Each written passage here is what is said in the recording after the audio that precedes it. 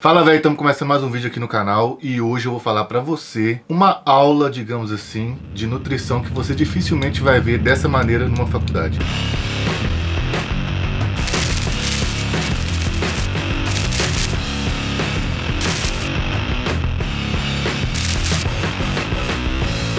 Cara, se você não é inscrito no canal, se inscreve aqui que vai ficar por dentro de tudo sobre dieta, treino, suplementos e, como sempre, sem lero-lero. Lembrando também que tem os patrocinadores aqui do canal, né? A Meet Oficial, por exemplo, .com.br, tem os melhores roupas de treino aí, cara. Tem roupa que já tem mais de 3 anos que eu tenho ela e nunca desgastou, tipo, é muito bom mesmo o material. A Growth Suplementos, que tem o melhor custo-benefício de suplementos do mercado, produto de excelente qualidade. Tem o Oficial Pharma também com os manipulados, enfim. Quando você utiliza o cupom GOL lá, além de ajudar o canal aqui, você também ganha desconto e todo mundo sai feliz, beleza? Esse vídeo aqui, eu não fiz roteiro nem nada, então ele vai ser bem fluido, não sei quanto tempo que ele vai durar, mas pode ficar tranquilo que eu tenho certeza que você vai gostar pra caramba do conteúdo dele. Ontem eu tava fazendo card, fui explicando por áudio pra um amigo meu no direct, mostrando pra ele várias coisas e falei assim, poxa, eu nunca falei disso no canal e é uma coisa que todo mundo consegue entender, ainda mais pra quem já acompanha meu canal há um certo tempo. Que é o seguinte, vamos lá. Lembrando que esse vídeo não tem roteiro, então se eu trocar algum nome aqui, alguma coisa, releve, mas o que importa aqui é o que eu vou ensinar, entendeu? Então olha só, a gente tem aí os monossacarídeos, né, que são os açúcares mais simples que existem. A gente tem 3. Já começando, a gente já sabe que os 3 são C6H12 O6, se eu não me engano. E aí, o que você tem que entender disso aí? Que, ou seja, eles têm a mesma fórmula molecular, a mesma fórmula química. Então, como que o nosso corpo define os 3? Como são 3 diferentes, então? É porque cada molécula ela tem uma estrutura 3D, tridimensional, ou seja, elas estão organizadas de um jeito. Então, a glicose é basicamente a única que o nosso corpo consegue utilizar como forma de energia. Então, tanto a galactose quanto a frutose, quando elas caem no nosso aparelho digestório, elas vão para o fígado e lá vão ser metabolizados e convertidos em glicose. Aí sim o nosso corpo consegue utilizar como fonte de energia. Então, basicamente é isso. Então, a gente tem esses 3. Então são os monossacarídeos, o açúcar mais simples que existe. Quando você junta, você vai entender onde que eu estou querendo chegar, tá? Pode ficar tranquilo. Então, quando a gente junta 2 desses aí, o que a gente tem? A gente tem um disacarídeo, por exemplo, galactose mais glicose, a gente tem o quê? A lactose, que é o açúcar do leite. Frutose mais glicose, a gente tem o açúcar de mesa, açúcar de frutas no geral, né? Que é a sacarose, a frutose mais glicose. E quando a gente tem glicose mais glicose, a gente tem a maltose. Ou seja, então desses 3 aí, na hora que você quebra, você sempre vai ter glicose mais alguma coisa, com exceção da maltose que você tem só glicose. Então, ou seja, maltose, você pega ela basicamente já sai do seu aparelho digestório, já pode ir para a corrente sanguínea e ser utilizado como fonte de energia. A galactose e a frutose vão para o fígado ser metabolizado e ser convertido em glicose. Tranquilo até aqui? No nosso corpo a gente tem enzimas que quebram as moléculas, tá? O disacarídeo e monossacarídeo, igual eu falei, algumas vão para o fígado e o resto vai direto para a corrente sanguínea. Então, isso leva um pouco de energia para você fazer isso. Não é direto assim. Então a gente já percebe que a maltose gasta um pouco menos de energia para ser quebrada, enquanto que a frutose e a galactose gasta um pouquinho de nada a mais porque tem que ir para o fígado. Até aí tá tranquilo. Então quando a gente junta mais maltose, vai crescendo essa molécula, ela vira o quê? A famosa dextrose. Quando você junta dextrose, forma maltodextrina. Dextrose e maltodextrina, gente, se você for marombeiro, você já ouviu falar que são suplementos que a gente pode até comprar lá na Growth Suplementos, né? Ou seja, se você quebrar ela vai virar maltose e depois vai virar glicose purinha. Tranquilo? E aí você junta a maltodextrina, vai crescendo ela vira o quê? Ela vira o amido, beleza? Amido é o quê? É uma cadeia de carbono aí, né? De carboidrato que a gente tem no arroz, no milho, na mandioca, tudo quanto é tipo de legume, a gente tem o quê? A gente tem basicamente o quê? Amido. E se você continuar crescendo o amido, ele vai virar o quê? Ele vai virar fibras, tá? Por exemplo, a celulose que tem nas plantas, né? Por exemplo, tudo que é verde aí que pode ficar tranquilo, pois esse vídeo vai ter uma conclusão muito foda e eu não vou falar só de carboidrato, eu vou falar também de outros macronutrientes, você vai entender o que eu tô querendo dizer aqui, mas eu preciso dessa introdução. Então, a celulose, por exemplo, é uma fibra, nosso corpo não tem a celulase, que é uma enzima que quebra a celulose, ou seja, bois, né, os animais ruminantes, a girafinha, a vaquinha, o cavalinho, eles conseguem tirar energia das fibras, ou seja, da celulose, e produzir energia com ela. Essas fibras também, ou seja, são carboidratos e tem energia nelas. Só que o nosso corpo não é capaz de quebrar elas. Tranquilo? Então, isso aqui foi só para falar de carboidrato. E gordura? Gordura, cara, são ácidos graxos aí. E o nosso corpo, basicamente, só para você entender, você não precisa de enzima nenhuma. Já chega no aparelho digestório, já vai para a corrente sanguínea. Não tem nada para fazer com ela, vai armazenar. Ou seja, a gordura, o processo digestivo dela é a coisa mais simples do mundo. tá bom? Tipo, gasta quase zero de energia. E a gente viu que o carboidrato, quanto mais complexo ele vai ficando, mais difícil é de quebrar, porque a gente tem uma molécula grande, vai ficando pequena, pequena, pequena, pequena, e a gente no final só quer a glicose. Então para ir quebrando isso aí tudo, você pega as enzimas, ela vai lá e praticamente como se fosse uma tesourinha e corta. E esse processo gasta energia, gasta tempo, demora mais para ser digerido. Entendeu o que eu estou querendo dizer, né? Então tá bom. E as proteínas? Proteínas são compostas aí de 20 aminoácidos. E o nosso corpo não absorve a proteína em forma de proteína. Porque senão, já pensou?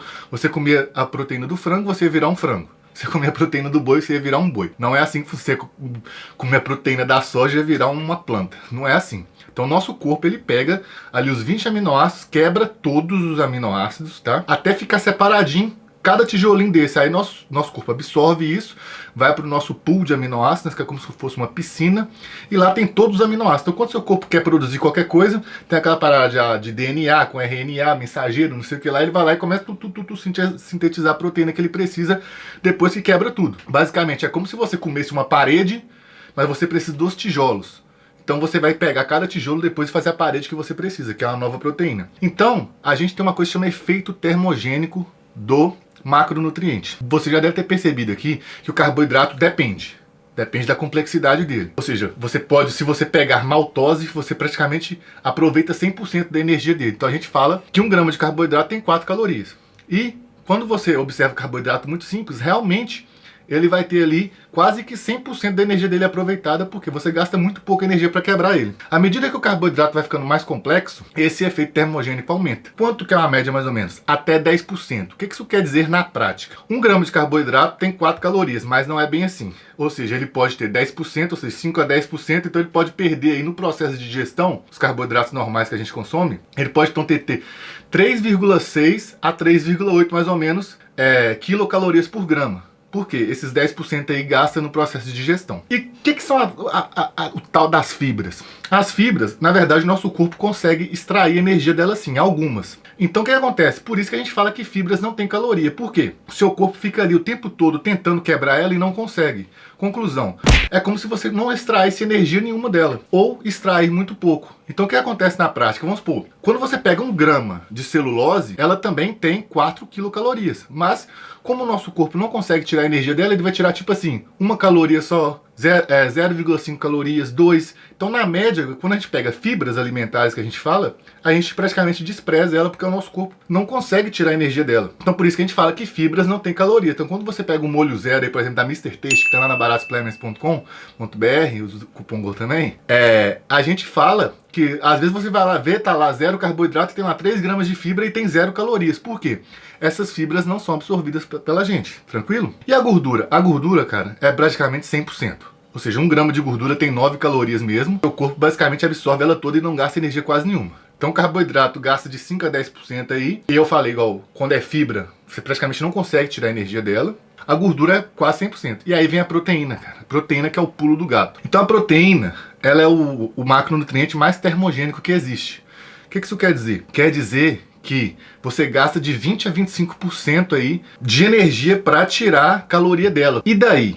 Né? E daí que é o seguinte, pega lá, a gente não fala que 1 grama de carboidrato tem 4 calorias e 1 grama de proteína também tem 4 calorias? Só que isso não é 100% verdade. Porque como você perde de 20 a 25% de energia para conseguir quebrar essas proteínas que são muito complexas, o que vai acontecer na prática? 1 grama, ao invés de ter 4 calorias, vai ter aí, em média, de 3 a 3,2 quilocalorias. Ou seja, quando você substitui 1 grama de carboidrato por 1 grama de proteína, na verdade não é igual. Ou seja, é como se a proteína tivesse menos calorias. Então se você está numa dieta lá que você está comendo 200 gramas de carboidrato e 200 gramas de proteína, você está comendo, na verdade, não é a conta certinha que fecha lá, que aparece no MyFitnessPal ou nos cálculos quando você considera 1 grama, 4 calorias. Na verdade, você está consumindo um pouco menos porque você gasta um pouquinho de energia para dissolver os dois. Você gasta um tanto para dissolver a proteína e um tanto para dissolver, né, para digerir o carboidrato. Só que, se você pega essa mesma dieta, ou seja, sobe a proteína para 300 e diminui o carboidrato para 100, em tese, a gente já aprendeu aqui quando fala de dieta flexível e tal, em tese você está com as mesmas calorias, certo? Ou seja, olha só, tinha 200, caiu para 100, aqui tinha 200, subiu para 300, você soma os dois, dá o quê? 400. Só que como você está comendo mais proteína, o que acontece? Lembra que a proteína você gasta de 20 a 25% da energia para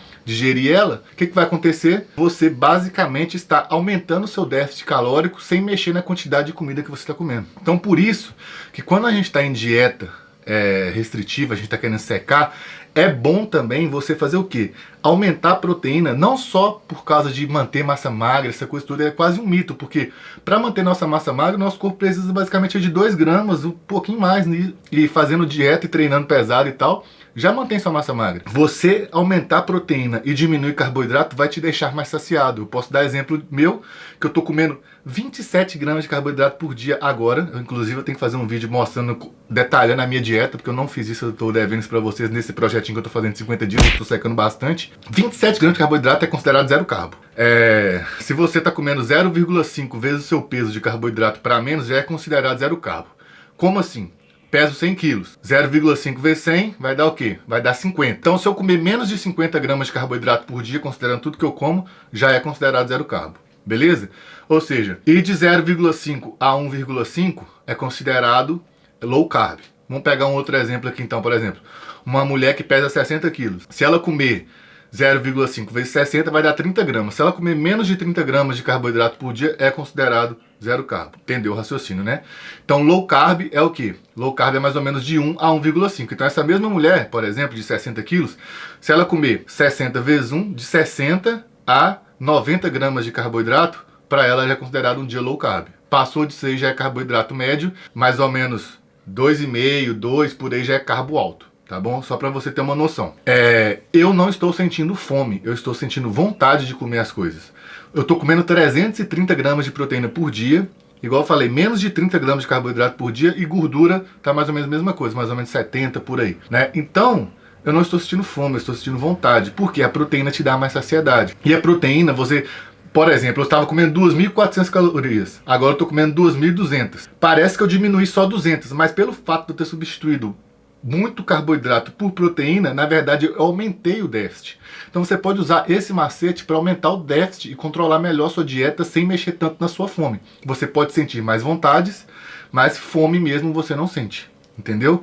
Então isso que eu queria explicar para você. Espero que esse vídeo tenha ficado bem claro, fácil de entender. Não é uma coisa que a gente vê por aí toda hora. E eu nunca falei disso dessa maneira aqui no canal. Espero que você tenha gostado desse vídeo. A conclusão é essa.